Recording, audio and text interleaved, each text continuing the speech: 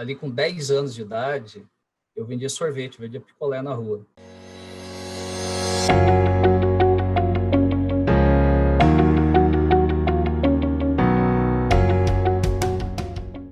Tudo bom, pessoal? Hoje estamos com Bruno Branco, gerente global da parte contábil e fiscal para o eBanks.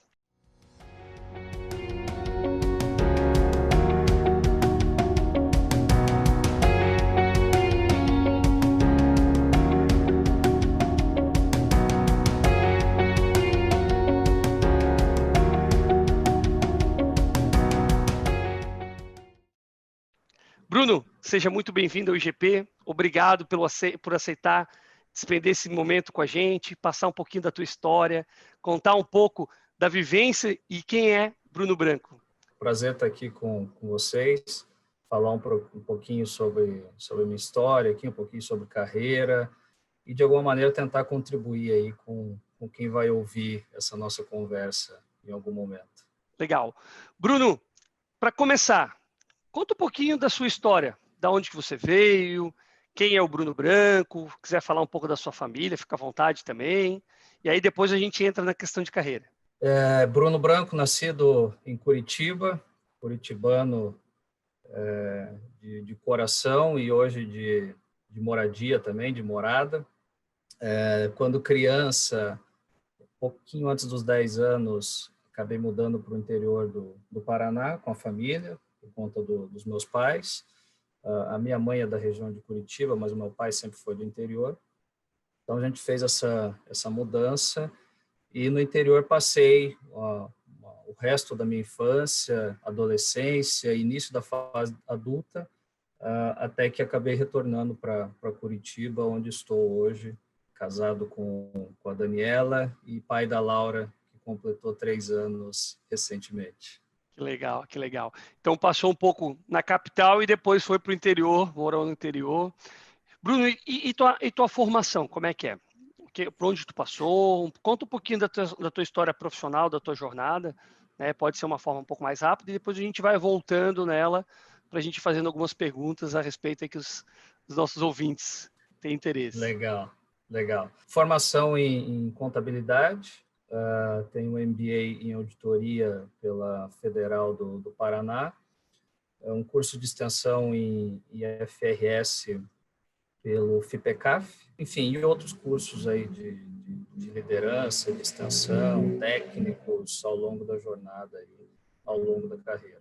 E você começou aonde, Bruno? Bom, falando um pouquinho da história, acho que é legal já entrar em alguns aspectos aqui, se você me permite. Vou começar, acho que da metade da jornada, depois a gente volta para o início e tenta chegar até o final. Falando da metade da jornada, eu diria que a minha experiência mais relevante foi na EY, na Ernst Young, por onde eu passei por pouco mais de 7 anos.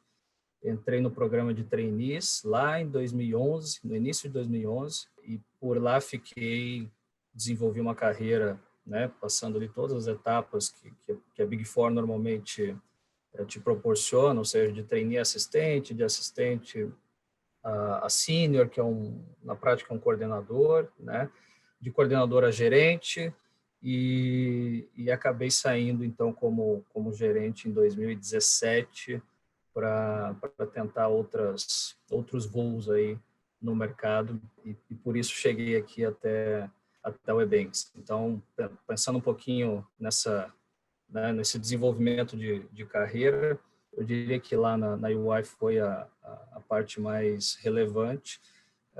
Pelo aspecto, acho que assim, talvez pelo aspecto não só pelo tempo de casa, né, mas também pela intensidade que essa carreira te proporciona e por todo o desenvolvimento, né, no aspecto técnico e comportamental e de liderança que aconteceu aí ao longo de toda essa jornada. Então, assim que eu me formei em 2010 e já no finalzinho de 2010, início de 2011, me apliquei a alguns processos seletivos de trainees, tive a felicidade de ser aprovado nesse da UI.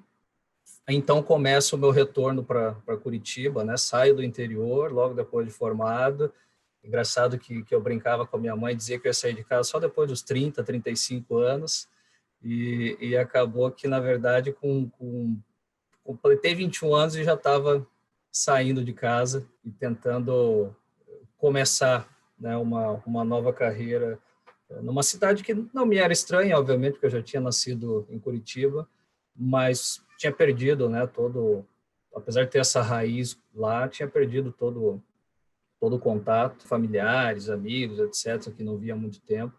Então, foi basicamente um recomeço de carreira e de vida quando eu fiz esse regresso para a capital, vamos chamar assim. Nesse momento, qual que foi o maior desafio do Bruno ao sair, talvez vamos chamar assim, debaixo da asa dos pais, né, e tomar coragem de ir para uma grande multinacional, que a gente sabe que são as Big Fours, né, e dar esse primeiro passo rumo à sua jornada de sucesso, né? Onde que teve o maior Uhum. desafio nesse processo? Poxa, eu diria que primeiro o desafio de adaptação em si, né, que no meu caso foi uma adaptação completa, né, não só de estar entrando numa nova empresa, mas principalmente por estar entrando numa multinacional, coisa que eu não tinha experiência até então, né, e ainda por cima estar mudando de cidade, morar sozinho, longe dos pais, né, longe dessa coisa que você comentou, de sair né, debaixo do guarda-chuva ali, debaixo das asas dos pais, sair daquela comodidade, é um fato, né? Quando você está na casa dos pais, você tem uma série de comodidades, de facilidades ali, que acaba que você só enxerga isso realmente quando você sai de casa, né? Quando você tem que se virar sozinho. Eu me lembro que eu saí do interior com uma mala, a roupa do corpo, um cobertor, porque eu já sabia que Curitiba era bem frio, e é isso que eu levei comigo, né? E mais nada. Era o que eu tinha para levar, e eu tinha que fazer aquilo dar certo, né? Eu não me conformava com a ideia e conheci alguns amigos, né? Alguns conhecidos, próximos, muitos que tentaram a vida, saíram daqui do interior, foram para São Paulo, para Curitiba, outras cidades, e logo depois ali de 1 ano, 2 anos, acabavam voltando, não deu certo, porque foi difícil, porque isso, porque aquilo, e eu não aceitava essa ideia. Na minha cabeça, eu estava saindo daqui para não voltar. Eu tinha que fazer aquilo de dar certo, né? Portanto, era uma coisa de adapte-se ou morra nessa história. Eu fui com esse mindset quando eu saí do interior. E deu certo. Eu acho que deu certo. Depois de quase 10 anos aí, eu acredito que funcionou essa ideia. Mas a adaptação completa foi foi o maior desafio, assim, em todos os aspectos. Lidar com uma nova, não só com uma cultura empresarial, mas uma cultura de pessoas, né? Cada cidade, cada região tem sua particularidade no jeito de trabalhar, no jeito de tratar as pessoas. Então, poxa, foi uma adaptação completa, assim, e eu diria que esse foi o grande desafio quando aconteceu essa mudança. Big Four. Como é que foi essa jornada aí de 6 anos, quase 7 anos, né, que tu comentou, dentro da UI? Como é que foi esse caminho? Essa escola que a gente sabe que né, as empresas de consultoria, principalmente para quem está nessa área de auditoria, fiscal, contábil, né, ele é um grande berço. Mas como é que foi isso pro Bruno? A gente queria ouvir um pouquinho melhor. Poxa, no início foi um choque, assim. Eu brinco, né? Alguns anos depois, olhando para trás, a nossa turma em Curitiba eram 10 trainees e no sul do Brasil eram aproximadamente 25 ou 26 pessoas. E quando eu olhava para o meu grupo, né, para o meu mundinho ali, eu e mais 9 em Curitiba, depois entraram mais 5, acabou que naquele mesmo ano foram 15 no total, né? Eu me sentia o menos preparado da turma, sabe? Para não dizer o mais burro da história. Então foi um choque, assim, nesse aspecto, e acho que vários motivos, né? Por ter, poxa, eu vim de escola pública a vida toda, então aquele ensino que não tem, né, um belo nível de qualidade. Eu fiz uma universidade boa, mas não era uma universidade de primeira linha, né? E tudo isso acho que pesa bastante a hora que você entra em contato e é colocado diante de um grupo que tem um histórico de preparação escolar, de ensino superior melhor. Eu acho que você sente aquele baque, assim, né? e que eu tive que, de alguma maneira, como a gente costuma dizer, correr por fora, né, para conseguir chegar aonde aquela galera estava. O meu diferencial, pelo que eu sentia, era o fato de já ter uma experiência profissional prévia. Então, quer dizer, desde o primeiro ano da faculdade, eu já trabalhava, desde o segundo ano eu já estava em contato com a área contábil e fiscal. Então, eu acredito que nesse aspecto eu estava um pouco à frente dos demais, e isso me colocava numa posição quase que de equilíbrio. Ainda estava um pouco abaixo, né, mas eu queria superá-los. O meu mindset sempre foi: puta, eu preciso entregar mais, eu preciso ser melhor, eu quero ser o melhor da turma. Então, acho que foi esse o choque, assim, de quando você olha para os lados e sente: poxa, acho que essa turma aqui é melhor que eu preciso correr atrás do prejuízo e dar conta do recado. O que é um aspecto positivo, né? No final das contas, eu acho que reflete muito um pouco do que eu acredito hoje, enquanto líder até, que você tem que estar cercado de gente boa, no final das contas. Senão você não evolui, senão você não sai do lugar. Eu senti muito isso naquela época, e isso me fez me transformar, assim, me fez me tornar um profissional melhor, sem sombra de dúvidas. Pensando bem no início da carreira ali, né? Teve alguma característica ou habilidade tua que tu sente que foi o forte que fez com que tu crescesse e chegasse, né, onde você está hoje, por exemplo, dentro desse processo de talvez comparação com os demais, né? Uhum. Como tu falou, talvez eu tive uma largada um pouco atrasada, mas eu consegui passar e mostrar de fato o valor. Qual que é esse valor talvez intrínseco do Bruno? Diria que talvez seriam dois aspectos do jogo. O primeiro deles é a adaptabilidade, que a gente fala muito hoje em dia, né? E que eu acredito muito nela, ou seja, eu acredito que você, quando se coloca no novo ambiente, você precisa se adaptar a ele, né? E aqui não estou falando de se adaptar a um ambiente hostil, um ambiente sujo, um ambiente antiético, não é nada disso, né? Acho que esse ambiente, de fato, você tem que se livrar dele caso você sinta que em algum momento acabou entrando nesse tipo de ambiente, né? Mas se é um ambiente saudável, um ambiente que te desenvolve, que te provoca, onde você vê gente melhor do que você, a adaptabilidade é consequência, ou seja, você tem que se adaptar àquilo. Esse é um grande aspecto que eu vejo. E o segundo, eu acredito que é a coisa de conseguir, desde o início, fazer uma autoleitura, assim, de quais eram meus pontos fortes e meus pontos fracos, e desenvolver aquilo que eu sentia que eu precisava melhorar, né? Então, acho que isso é bastante importante também. Todos os momentos da carreira, acho que você tem que fazer uma autocrítica, olhar para os lados e pensar: poxa, aonde eu ainda preciso melhorar, onde eu ainda preciso buscar conhecimento, preciso buscar desenvolvimento. E quando você faz isso, eu acredito que é um baita exercício de humildade, né? E você reconhece os seus pontos de melhoria, você tem que atacá-los, e isso, em algum momento, consegue te fazer se diferenciar dos demais. Bruno, tu citou algumas, talvez que você poderia tratar como características de liderança ali, né, de ouvir, escutativa, talvez essa questão do feedback.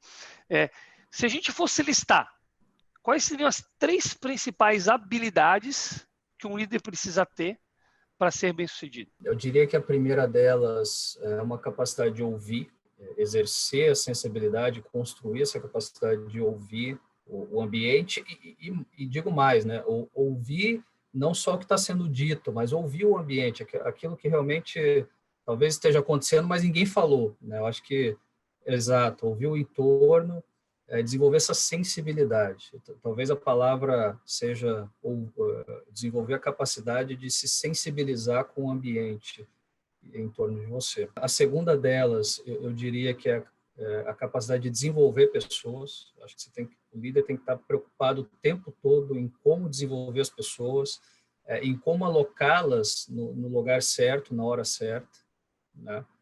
E é bastante difícil esse exercício.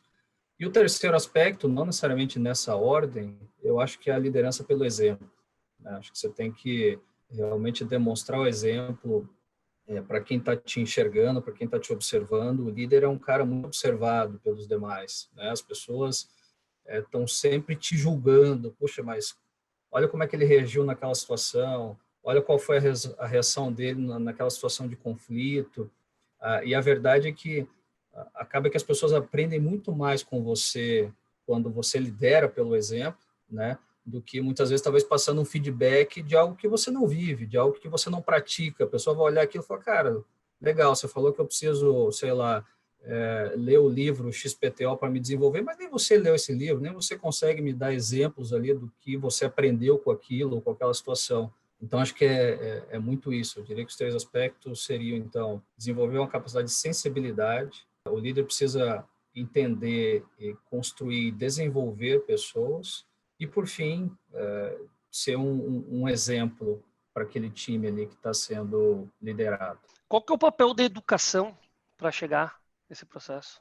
Nesse ponto, eu queria voltar um pouco para o início assim, da minha história, porque eu acredito que a educação realmente transformou minha vida, sem exagero, sem clichê, assim, sem achar que é uma grande frase de efeito, porque eu vivi isso, é uma realidade na minha vida. Ali com 10 anos de idade, eu vendia sorvete, vendia picolé na rua. E aquele momento, assim, eu sinto que foi a primeira vez na vida que eu tive a noção do que era esforço versus recompensa, sabe? Poxa, era um carrinho de picolé pesado pra caramba, não é igual esses de hoje em dia, de fibra e não sei o que, era todo de ferro, de lata, pesadaço, assim. Colocava um bonezinho, não tinha nem guarda-sol, colocava um bonezinho no interior, solzão de 38, 39 graus, e saía vender um picolézinho na rua com 10 anos de idade, o carrinho era quase o meu peso, assim, para ganhar 10 centavos por cada picolé. E final de semana, que era o maior movimento, ia lá e conseguia vender 80, 100 picolés, 120, acho que o máximo que eu consegui vender uma vez foram 150 picolés, e eu voltava para casa com 15 reais na mão. Aquilo para mim era incrível, assim, sabe aquele sentimento de você ter uma independência, eu ganhei meu próprio dinheiro, agora eu vou definir o que eu vou fazer com esse dinheiro aqui que eu ganhei e tal, e a coisa do esforço versus recompensa. Acho que isso foi bastante importante, assim. Depois dessa fase, bastante criança ainda, obviamente, dos 12 aos 15 anos, mais ou menos, o meu pai teve uma loja daquelas de 1,99. Lembra quando aquelas lojinhas de 1,99 pipocavam aí para todo lado? Ele teve uma dessas no interior, bem pequenininha, 2 portinhas e tal. E então eu ia para a escola de manhã e à tarde eu tinha que ajudar o meu pai e a minha mãe nessa loja de 1,99. E eu acho que ali eu tive um pouquinho de noção e de sensibilidade do trabalho recorrente, de você ter que, né, trabalhar, mesmo ainda sendo uma criança, sem ter toda a responsabilidade, mas eu tinha que estar lá todo dia para ajudar. Até que veio a falência e o fechamento dessa loja, enfim, por dívidas, por a cultura do interior naquela época muito do fiado, sabe? Marca aí, um dia eu pago, e aquilo ia se acumulando em dívida, e o fornecedor tinha que pagar no cheque ou no dinheiro, e acabou que meu pai teve que fechar essa loja, faliu de verdade, e acho que ali eu tive uma boa noção de que estabilidade não existe, assim, de repente você tem lá um comérciozinho pequeno, um negócio que funciona, que sustentava a família, e da noite para o dia aquilo desapareceu. Vai ter que vender moto, quase vender o carro para pagar a dívida, e aquilo simplesmente sumiu da noite para o dia. Dos 15 aos 17 anos ali, não trabalhei, né? Me dediquei a estudar, me dediquei modo de dizer, porque eu nunca fui o melhor aluno da sala, nunca fui um grande estudante, vamos chamar assim, eu diria que era um aluno mediano, mas aos 17 anos eu tive uma primeira experiência com carteira assinada, assim, que foi no mercado, um mercadinho do interior, e acho que ali foi, de novo, mais uma transformação. Primeiro porque era um emprego um pouquinho mais formal, de fato, né? Ainda saía da escola, à tarde eu ia trabalhar no mercado, final de semana, às vezes ficava até de noite e tal. De novo veio a ideia do esforço versus recompensa. E tem uma história interessante que eu acho que vale a pena comentar, que o meu primeiro salário, eu ganhava na época acho que meio salário mínimo, eram R$ 200 naquela época. E tem uma história interessante aí. Eu queria um tênis da Adidas para sair, e minha mãe não tinha condições de comprar aquele tênis naquele preço, né? Mas eu peguei e falei assim, olha, já que agora eu estou trabalhando, então eu vou comprar esse tênis para mim, né? E o meu primeiro salário, R$ 200, me lembro como se fosse hoje, R$ 200 em dinheiro, naquela época nem se pagava não tinha nem conta bancária, obviamente, um moleque de 17 anos. Recebi meus duzentão, fui com a minha mãe na loja, falei, mãe, eu vou comprar o tênis. Custava R$ 210 esse tênis. Ela teve que ajudar ele ainda com dezão. Paguei, peguei o tênis da Adidas que eu sonhava em usar. Acabou meu salário ali, né? E acho que, de novo, né? Além da lição do esforço versus recompensa, acho que veio a lição de, puta, não gaste tudo aquilo que você ganha, né? Planeje o dinheiro que você vai ganhar. Talvez você tenha um sonho, acho que você não pode ficar reprimido, né? Você tem um sonho grande, comprar um bem, adquirir alguma coisa, faça, tente fazer, mas não que isso comprometa toda a tua remuneração ou todo o teu futuro financeiro, né? Mas foi interessante essa experiência. Eu trabalhava lá à tarde e à noite eu ia fazer um curso de corte e costura industrial, porque a verdade é que eu tinha entrado nesse emprego para repor um cara que se machucou, teve um acidente, e esse cara, depois que se recuperasse, teoricamente voltaria e eu sairia, né? Acabou que eu fiquei mais tempo lá, esse cara voltou e mesmo assim eles precisaram de mais uma pessoa, eu continuei. Mas para garantir, né, à noite eu fazia um curso de corte e costura industrial, porque o próximo emprego que existia na cidade era trabalhar com corte e costura industrial. E assim eu fiz por alguns meses, e isso estava no terceiro ano do ensino médio. Então vem aquele momento de, puta, tem que pensar em estudar, tem que pensar em faculdade, será que vai dar? E aí eu diria que com 17 anos, e quando você olha para trás, é assustador até, né? Mas um moleque, eu tive que fazer minha primeira grande escolha na vida, assim, né? O que eu quero? Eu vou estudar, né? Ou eu vou continuar aqui trabalhando no mercado, por exemplo, o resto da minha vida, que também funcionaria, né? Eu poderia, né, procurar outro tipo de emprego e tal, tinha saúde para isso, tinha força de vontade, mas eu tomei a decisão de estudar, muito influenciado pela minha família, obviamente, pelos meus pais. Minha mãe completou o ensino médio com mais de 30 anos de idade, não pôde estudar como ela queria, então sempre foi um sonho dela, né? Não, meu filho vai ter que estudar, meu filho vai ter que fazer faculdade.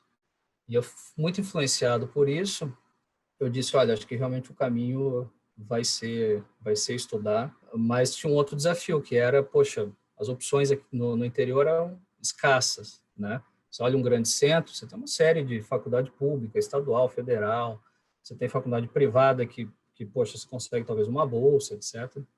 Eu tinha poucas escolhas na época, e uma das saídas era, talvez a única saída, na verdade, era tentar uma bolsa do ProUni, porque de fato eu não conseguiria pagar uma faculdade.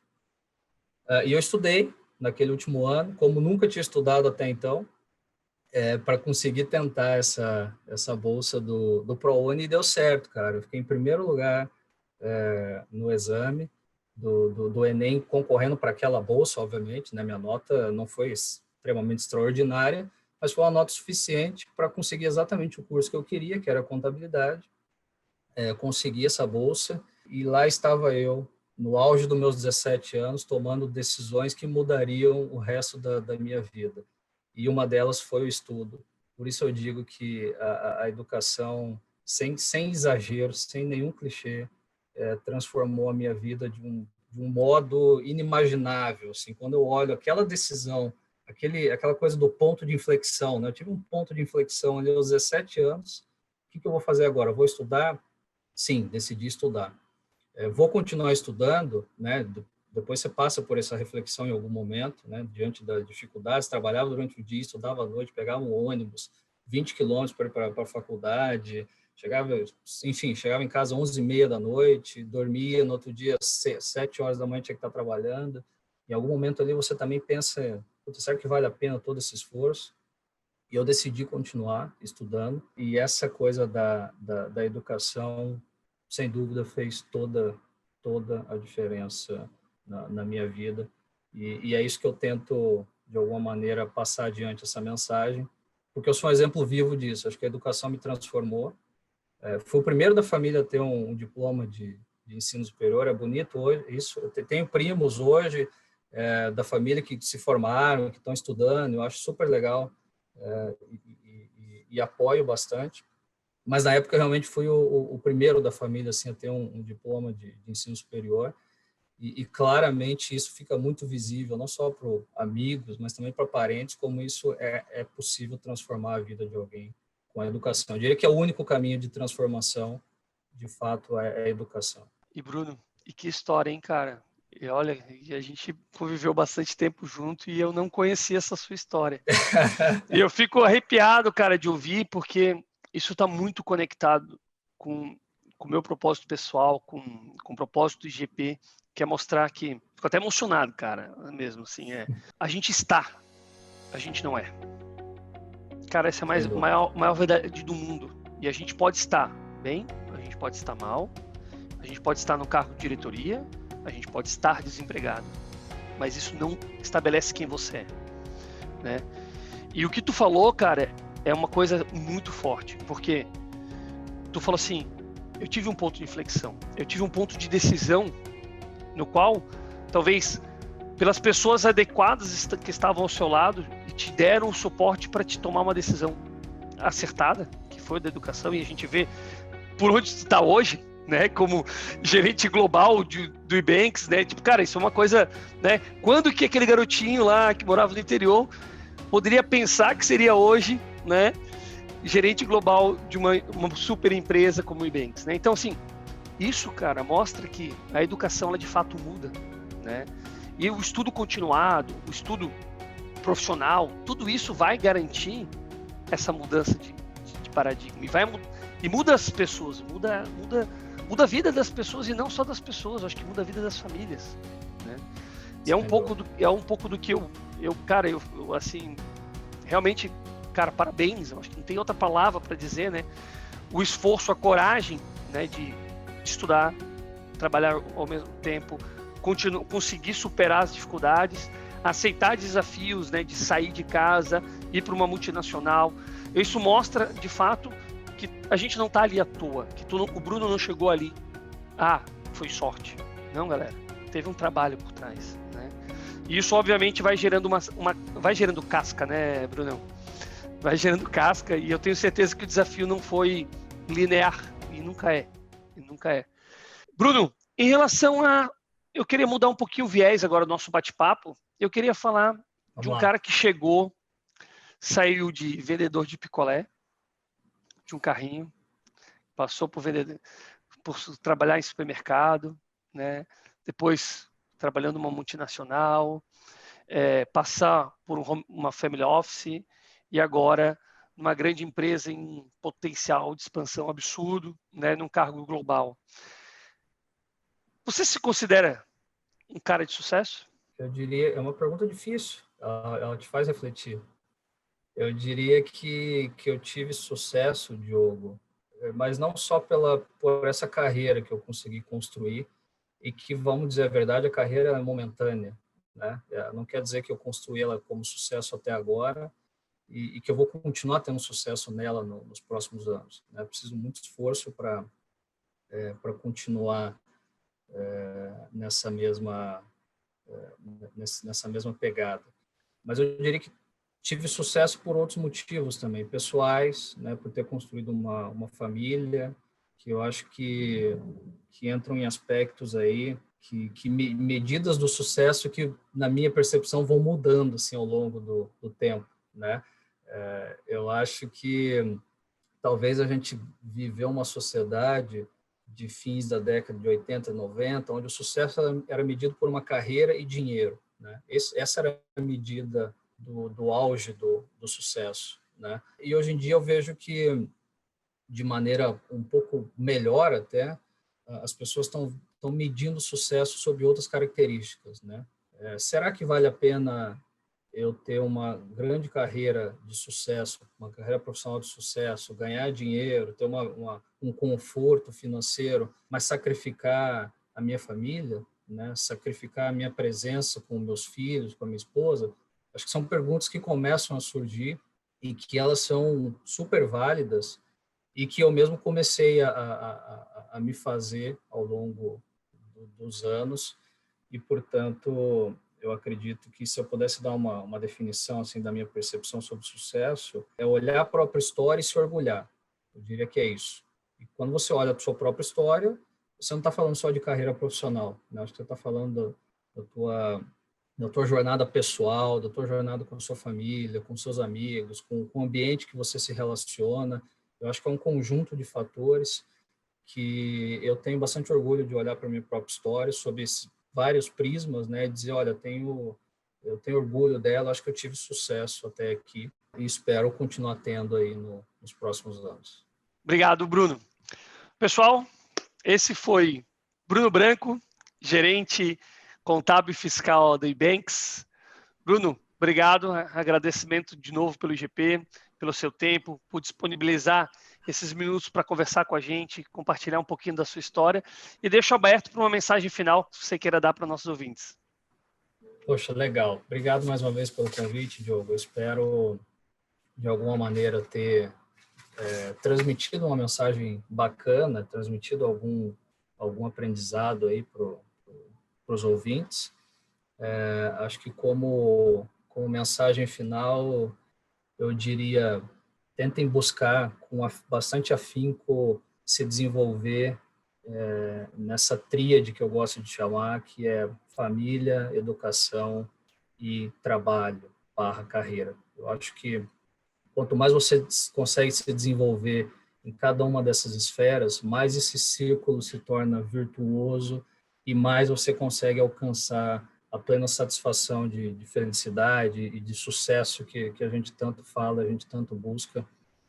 Eu acho que essa é a mensagem que eu queria transmitir como mensagem final e que, no final das contas, é um pouco do que a gente falou aqui. Não importa muito aonde você está hoje, né? Mas, de fato, qual que é o teu objetivo? Sonhe grande, tente buscar algo maior, né? Entenda que as condições que você veio ao mundo, as condições em que você vive ou viveu, ou a cidade onde você mora, enfim, nada disso acho que realmente te define, né? Você precisa procurar o teu caminho, sonhar grande, lutar por isso e quando você menos espera, em algum momento no futuro, depois de bastante trabalho, esforço, você sente que conseguiu construir algo grandioso aí na vida e talvez até impactando outras pessoas ao seu redor.